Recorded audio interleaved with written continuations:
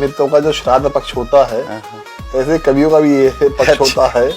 तो कवि जो है, जितने भी कवि होते हैं कहीं ना कहीं इंगेज होते हैं, और खासकर होली पे तो टाइम मिलना। की तो मीठी मीठी बोली आई रे, प्यार की तो मीठी मीठी बोली आई रे, पिचकारियों में रंग भरी गोली आई रे, मन में छाया उल्लास खुशियां गराई, प्रेम बरसाने वाली होली आई। इतनी कामना करता हूँ, हे प्रभु ये काम हो जाए, अमित जी का प्लॉट मेरे नाम हो जाए, और प्यार करता हूँ उससे मैं, लेकिन मेरा पड़ोसी बदनाम हो जाए। नाथों की भी नगरी है, राधेश्याम कथावाचक की भी नगरी है, साहित्यकारों की भी नगरी है, किशन सरोज की नगरी है, और बिहारीपुर की जो है होली वो तो बड़ी फेमस है। गरम उस खिचड़ी से डर लगता है, गरम गरम उस खिचड़ी से डर लगता है, मुझको मेरी बीबी से डर लगता है, उसकी मर्जी में ही मेरी मर्जी है, मुझको मेरी मर्जी से डर लगता है।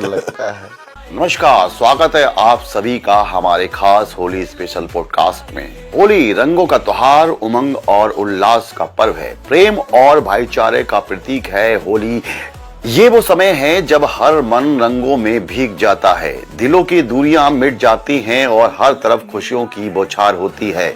इस विशेष अवसर पर हम आपके लिए लेकर आए हैं एक अनोखी पेशकश, होली के रंगों में सजी कविताओं और शब्दों की एक खूबसूरत दुनिया। आज हमारे इस पॉडकास्ट में जुड़ रहे हैं जाने माने कवि रोहित राकेश जी, जिनकी रचनाएं न सिर्फ शब्दों की गहराइयों में उतरती हैं बल्कि हमारे मन के भावों को रंग देती हैं। तो चलिए इस रंग बिरंगे माहौल में हम रोहित राकेश जी से जानते हैं कि उनके लिए होली का क्या महत्व है, वे इस पर्व को कैसे देखते हैं और उनकी कविताओं में ये त्योहार किस तरीके से जीवंत होता है। तो रंगों में डूबने और शब्दों की इस सुगंधित बयार का आनंद लेने के लिए बने रहिए हमारे साथ और सुनिए ये खास बातचीत होली के रंग कविताओं के संग।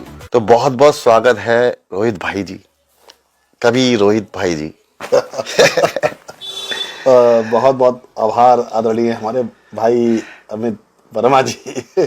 तो रोहित भाई बड़े मुश्किल से मिले हैं, बड़ा बिजी शेड्यूल आपका, पिछले 10 दिन से मैं आपसे देख रहा हूँ, और आज बड़ा मुश्किल से टाइम मिला आपने हमें दिया आपने होली वाले दिन।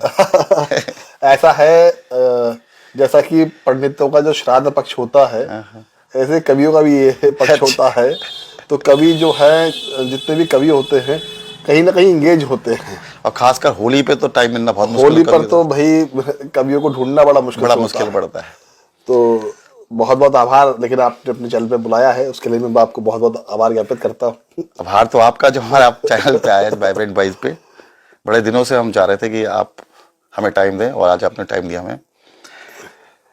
तो रोहित भाई, होली कवियों के लिए एक ऐसा त्योहार है जहाँ हर चीज चलती है, व्यंग भी चलता है, हास्य भी चलता है, रंग भी चलते हैं। तो क्या कहेंगे होली के बारे में आप? देखिए, मैं तो इतना ही कहना चाहूंगा कि प्यार की तो मीठी मीठी बोली आई रे, प्यार की तो मीठी मीठी बोली आई रे, पिचकारियों में रंग भरी गोली आई रे, मन में छाया उल्लास खुशियां गराई, प्रेम बरसाने वाली होली आई रे। तो होली का मतलब ही होता है होली, तो वो होली है। तो उमंगों का त्योहार है, रंगों का त्योहार है, और सब मिलके बनाते हैं। और मैं तो अब देख रहा हूँ कि सभी कम्युनिटी के लोग, सभी धर्म और सभी तरह के लोग इस होली को बड़े आनंद के साथ मना रहे हैं, और बड़ा आनंद आ रहा है इस बार होली पर। होली में तरह तरह के रंग होते हैं, लाल, पीले, हरे, गुलाबी। तो क्या महत्व है होली में रंगों का?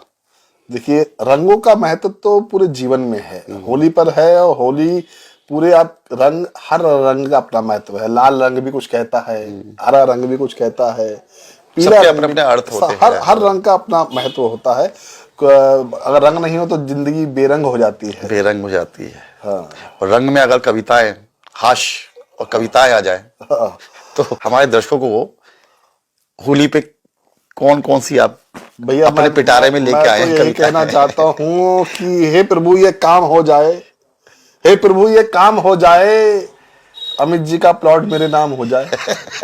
हे प्रभु होली के दिन की कामना करता हूँ, हे प्रभु ये काम हो जाए, अमित जी का प्लॉट मेरे नाम हो जाए, और प्यार करता हूँ उससे मैं, लेकिन मेरा पड़ोसी बदनाम हो जाए। बदनाम हो जाए।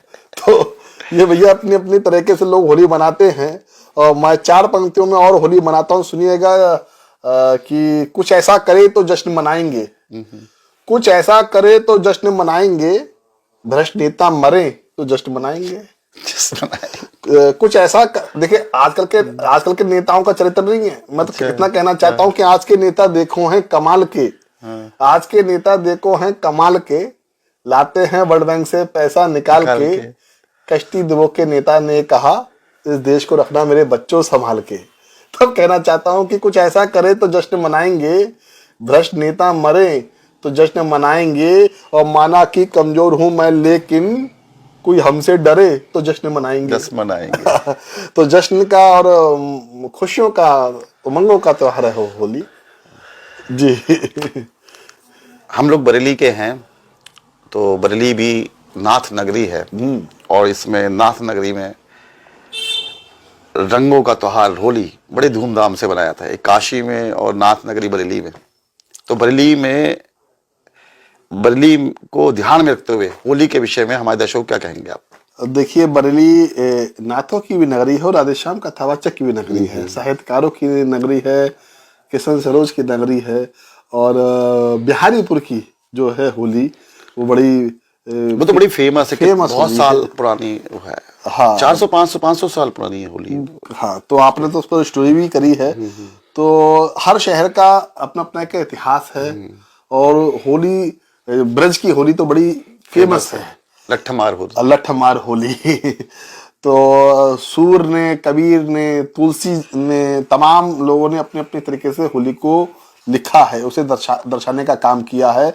और सुभद्रा कुमारी चौहान ने तो वीरों का कैसा हो बसंत, तो कवियों ने अपने अपने तरीके से होली कही है।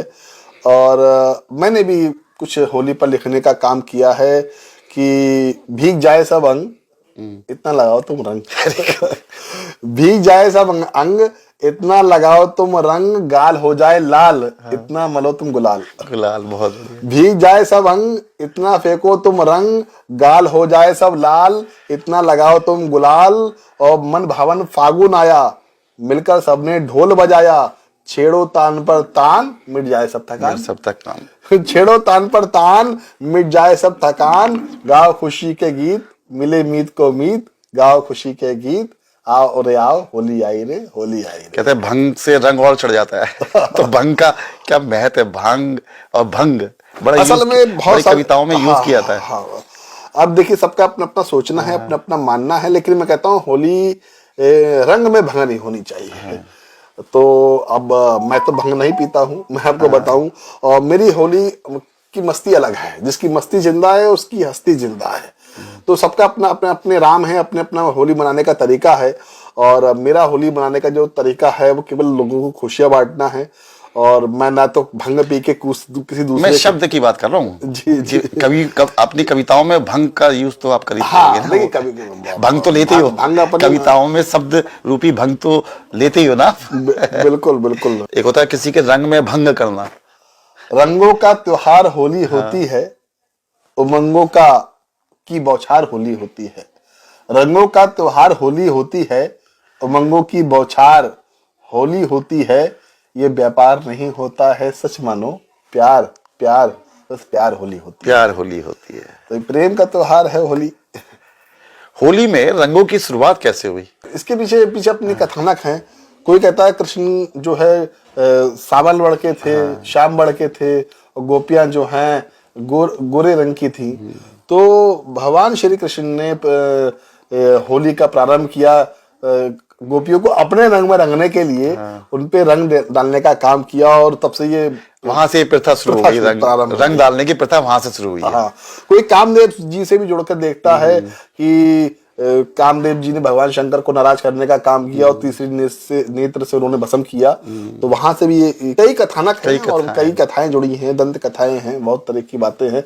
लेकिन होली उमंगों का त्योहार है। भारत कृषि प्रधान देश है, तो कोई कृषि से भी जुड़कर देखता है कि सब हमारे किसानों के पास पैसा आता है, गन्ने की फसल होती है। तो अपनी अपनी लोगों की मनाने का तरीका है, लेकिन उमंगों का त्योहार है होली। तो रोहित जी, डिजिटल युग में होली से जुड़े साहित्य को किस तरीके से संरक्षित और प्रचारित किया जा सकता है? देखिए, आज का युग जो है डिजिटल युग है, और इस डिजिटल युग में होली से लिखे ही नहीं तमाम साहित्य को आप संचित कर सकते हैं और प्रचारित कर सकते हैं। फेसबुक है, व्हाट्सएप है, ट्विटर है, इसके माध्यम से कविता कोश, अगर आप गूगल पर जाएंगे तो कविता कोश पे आप सर्च करेंगे तो उसमें देश भर के नए और पुराने कवियों का समावेश आपको देखने को मिलेगा। रेख्ता, इस पर आप करेंगे रेख्ता.com, तो इस पर भी तमाम तरह का साहित्य आपको देखने को मिलेगा। तो गूगल बाबा है, बहुत सारी चीजें बताता है और सच भी बताता है, झूठ भी बताता है। लेकिन आज का दौर जो है, किताबों से लोग विमुख होते जा रहे हैं। मेरी खुद की अपनी लाइब्रेरी भी है, तो किताबों पे ही भरोसा करना चाहिए। और डिजिटल युग तो चल रहा है और वो उसके कई अच्छे परिणाम भी हैं, दुष्परिणाम भी हैं। जहां तक हम बात करें डिजिटल युग की, और जब से ये सोशल मीडिया के प्लेटफॉर्म आए हैं, तो जो गांव में जिनमें वो प्रतिभाएं थी कवियों में जी, तो उनको भी एक प्लेटफॉर्म मिला। जो नहीं पब्लिश करा सकते थे अपनी कविताओं को, उनको भी एक प्लेटफॉर्म दिया। कविता गांव से ही निकल कर आई है और कविता बड़ी समृद्ध होती जा रही है, बड़ी लोकप्रिय होती जा रही है। आपने देखा कुमार जी, जो कि हमारे कवि कुल के हमारे शिरोमणि हैं, और अभी उनकी बेटी का जो है विवाह हुआ था, तो आपने देखा तमाम देश भर के कवि, राजनेता और हीरो उनकी शादी में पहुंचे थे। तो ये कविता की ही ताकत है कि वहां पर ऐसे लोग वहां पर उपस्थित हो रहे हैं। तो कविता इतनी समृद्ध है, नई पीढ़ी बहुत अच्छा काम कर रही है। सोशल मीडिया की ही देन है कि कुमार विश्वास 14 के बाद बहुत फेमस हुए हैं। हाँ, कुमार जी ने आउटपुट से शुरुआत करी और ऐसे लोगों को जवाब दिया जो सोशल मीडिया का विरोध करते थे। तो अब तो आप देख सकते हैं ऐसा कोई कवि नहीं है जो सोशल मीडिया पे एक्टिव ना हो। और मैं तो समझ रहा हूँ कि 80 साल के जो है हमारे ऐसे प्रेरणा स्रोत कवि जो जिनकी उम्र 80 साल की है, वो भी फेसबुक पर और ट्विटर पे एक्टिव हैं। तो रोहित जी कहते हैं होली के आसपास महामूर्ख सम्मेलन भी आयोजित किए जाते हैं सभी शहरों में, ज्यादातर शहरों में आयोजित किए जाते हैं जी। तो आप भी पार्टिसिपेट करते ही रहते हो। भैया, मुझे तो महामूर्ख बनने का सौभाग्य मिल चुका है और आज ही एक कार्यक्रम है और हर साल होली पर महामूर्ख सम्मेलन होता है। उसमें मूर्ख शिरोमणि, मूर्खाधिराज, इस तरह की उपाधियां दी जाती हैं और उसमें होली की चकल्लस होती है। जवानी कालम गधों के लिए, ये रसिया ये बालम गधों के लिए, जो गलियों में घूमे वो कच्चा गधा है, जो माइक पे चीखे वो असली गधा है। तो ये महफिल सस्ती है, बुरा ना मानो, होली है और व्यंग की भाषा में बात होती है, नेताओं पर खिंचाई होती है, अधिकारियों पे खिंचाई होती है। तो आज शाम को आप आइए, आपका स्वागत है। आजकल की जो राजनीतिक परिस्थितियां हैं, हम पहले की बात करें, अटल जी के जमाने की बात करें, तो अटल जी को आप देखो हर चीज वो कविताओं में टाल दिया करते थे। लेकिन अब जो धीरे धीरे परिस्थितियां राजनीतिक रूप से जो है वो उनका जो स्तर है वो नीचे गिरता जा रहा है। अब एक दूसरे के चाहे वो विपक्ष हो, सत्ता हो, एक दूसरे को सहन नहीं कर पाते या कटाक्ष की भूमियों में रहते हैं जी। तो इसको किस रूप में आप देखते हैं? मैं तो कहना चाहता हूं कि बगुला भगत बने फिरते हैं नेता हिंदुस्तान के। बगुला भगत बने फिरते हैं नेता हिंदुस्तान के, कुटिल चाल चलने वाले पात्र नहीं सम्मान के। बगुला भगत बने फिरते हैं नेता हिंदुस्तान के, कुटिल चाल चलने वाले पात्र नहीं सम्मान के। और सत्ता पाके मद में आते, दंगों पे दंगे करवाते, काम है इनका हिंदू मुस्लिम रोज लड़ाना। खुराफात से ये बाज नहीं, वंशज हैं ये शैतान के। बगुला भगत बने फिरते हैं नेता हिंदुस्तान के। तो ये मेरा बहुत पुराना गीत है, आपने मुझे गीत याद दिला दिया। और देशभक्ति का कोई भाव नहीं है, देशभक्ति का कोई भाव नहीं है, कोई भी सुनहरा ख्वाब नहीं है। जिस मिट्टी से जीवन पाया, जिस मिट्टी से जीवन पाया, उससे कोई लगाव नहीं है। अब तो विरोधी स्वर उठने लगे हैं अपने राष्ट्रगान के। बगुला भगत बने फिरते हैं नेता हिंदुस्तान के। 4 पंक्तियां पढ़ देता हूं। जो विकास को धरहे आता, थोड़ा सा इसे एडिट कर देना। जो विकास को धरहे आता, जनता तक नहीं है जा पाता। जो विकास को धरहे आता, वो जनता तक नहीं है जा पाता। कर जाते हैं हजम करोड़ों, इनके बाप का क्या है जाता। अमन के हैं दुश्मन, दुश्मन है इंसान के। बगुला भगत बने फिरते हैं नेता हिंदुस्तान के। तो इन नेताओं की बात मत करिए। तो अपनी लाखों की कविता, अपनी इतनी कीमती कविता इन दो कौड़ी के नेताओं पे बर्बाद नहीं करी जाती, ना मैं करता हूँ। अपना काम है काम करना, व्यंग करना। व्यंग आप तक पहुंचाता हूँ, ये व्यंग रचना सुनिएगा, और पूरे देश भर में वो पूरी वायरल हुई है। तलाश एक बधू की, आज से करीब 15-20 साल पहले वो कविता मैंने लिखी थी, सुनिएगा। और हास्य व्यंग है। व्यंग आप तक, व्यंग बहुत देर में असर करता है मगर बहुत देर तक असर करता है। सुनिएगा कि बस अपने कॉलेज लाइफ में जाइए, एक लड़के को कैसी, एक कवि को कैसी पत्नी चाहिए होती है, बधू चाहिए होती है। बधू चाहिए। क्या रात रात भर गिनता रहता हूँ तारे, जिंदगी कट रही है उसी के सहारे। रात रात भर गिनता रहता हूँ तारे, जिंदगी कट रही है उसी के सहारे। और आशाओं का दीपक मन में जलाया है, इस वर्ष होगा विवाह मेरा, मैं नहीं कहता, वर्मा जी ने बताया है। इस वर्ष होगा विवाह मेरा, मैं नहीं कहता, अमित जी ने बताया है। और चलेगी चलेगी बधू कोई भी गोरी हो या काली, बधू चाहिए मुझे एक मेरी कविता सुनने वाली। चलेगी चलेगी चलेगी बधू कोई भी गोरी हो या काली, बधू चाहिए मुझे एक मेरी कविता सुनने वाली। और मुझ में उसको निराला दे दिखाई, मुझ में उसको निराला दे दिखाई, और नवीन कवि का उजाला दे दिखाई। और नहीं बंधन किसी उम्रिया जात का, नशा कुछ और ही होता है पुरानी शराब का, नशा कुछ और ही होता है पुरानी शराब का। और चल जाएगी जीवन की अपनी भी गाड़ी, बधू हो यदि विश्व की सबसे कम खर्चीली नारी। कविता का उद्देश्य होता है मैसेज देना, संदेश देना। मैसेज दिया हो तो आशीर्वाद दीजिएगा कि गोरी गोरी गांव की हो या शहर की, वक्त की नजाकत को पहचानती हो, स्कूटर और कार चलाना चाहे ना जानती हो, मगर ईश्वर को जरूर मानती हो, रिश्तों से करती हो प्यार, मन निर्मल हो इतना जैसे गंगा की धार। जैसे तो इसमें आपके घर के भी एक्सपीरियंस जुड़े हुए हैं भाभी के साथ? देखिए अब तो स्थितियां बदल गई। अच्छा, जब आप कोई नई कविता लिखते हो तो सबसे पहले क्या पत्नी को सुनाता?